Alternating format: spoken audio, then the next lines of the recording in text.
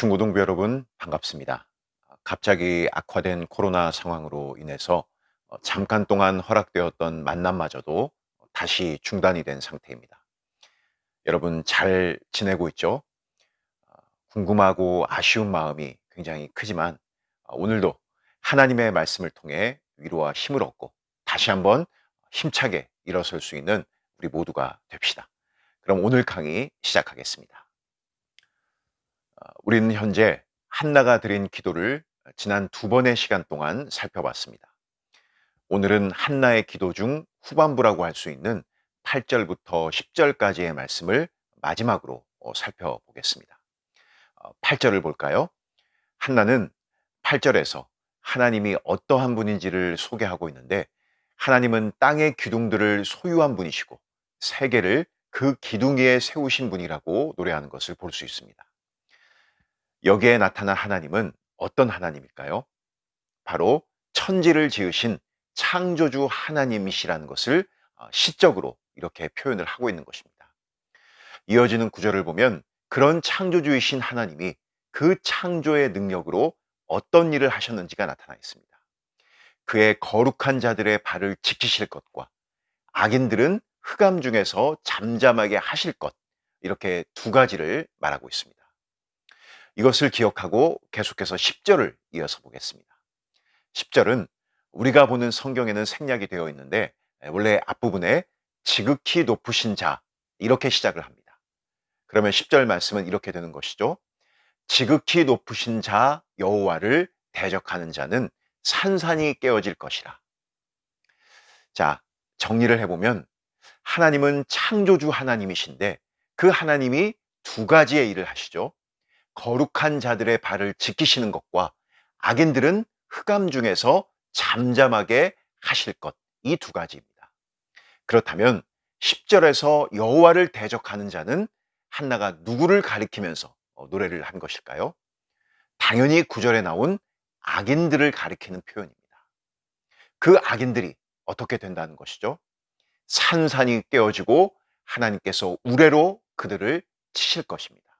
한마디로 하나님의 진노를 견디지 못할 것이다라고 한나가 노래하고 있는 것입니다.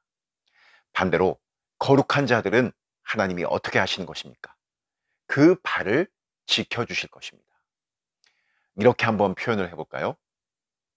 추운 겨울날 빙판길이 돼버린 언덕을 걸어서 내려와야 한다고 상상해 봅시다. 생각만 해도 아찔하죠. 이때 가장 중요하고 필요한 것은 미끄러지지 않는 것입니다. 마치 이와 같은 것입니다. 하나님이 거룩한 자들의 발을 지키신다는 것은 그들을 미끄러지지 않게 하신다는 의미입니다. 미끄러짐은 곧 패배를 상징하는 것인데, 하나님은 거룩한 자들을 결코 패배하지 않도록 지켜주신다는 것이죠. 그러나 악인들은 흑암 중에 잠잠케 하신다, 이렇게 말씀을 하고 있는데, 이 잠잠케 하신다는 것은 곧 영원한 멸망을 당할 것을 의미하는 표현입니다. 그런데 여기 거룩한 자들이 누구인지를 앞에서 한나가 노래한 내용들을 토대로 살펴본다면 한마디로 연약한 자들입니다. 8절에서 가난한 자, 빈궁한 자라고 표현하기도 했는데, 힘이 없고 무엇을 의지할 수 없는 자들입니다. 그렇기 때문에 오직 하나님만을 의지할 수밖에 없는 사람이라고 얘기하고 싶은 것입니다. 반면 악인들로 묘사된 자들은 한나의 기도를 쭉 살펴보면 용사, 풍족한 자, 귀족, 이렇게 얘기를 하고 있습니다. 이들은 넉넉하고 부족한 것이 없기 때문에 이 세상에서 하나님을 의지할 필요가 없어 보이는 사람입니다. 하지만 그들은 결코 하나님을 이길 수 없습니다. 9절에서도 정확히 얘기를 하고 있죠. 힘으로는 이길 사람이 없음이로다. 하나님이 바로 그런 분이십니다. 여러분, 어떤 인간이라도 하나님과 대적해 이길 수 없으며 하나님의 은혜 없이 살아갈 수 있는 사람도 이 세상에 존재하지 않습니다. 세상 아무리 대단하고 잘나 보이는 사람이라도 그들의 잘남 때문에 살아가고 있는 것이 아니라 사실은 하나님이 보호하시고 하나님의 크신 은혜 안에 살아가고 있는 것입니다. 그걸 알지 못하기 때문에 스스로 강해졌다고 생각을 해서 하나님을 대적하는 자리에 서게 되는 것이죠. 결국 강함과 약함은 지금 무엇을 소유하고 있는가로 평가되는 것이 아니라 누구를, 그리고 무엇을 의지하는 자가 본질이라고 오늘 본문이 우리에게 말씀해 주고 있습니다. 그래서 신자는 약한 자처럼 보이지만 강한 자들이고, 세상은 강해 보이지만 약한 것에 불과합니다. 한나의 노래를 통해서 우리가 이 진리를 마음에 꼭 새길 수 있게 되기를 바랍니다. 한나의 기도를 마무리하면서 마지막으로 10절을 살펴보겠습니다. 10절을 잘 보게 되면 조금 이상하다는 생각이 들 수 있습니다. 한나는 이 기도의 처음에서 하나님이 내 뿔을 높여주셨다 라고 1절에서 고백을 합니다.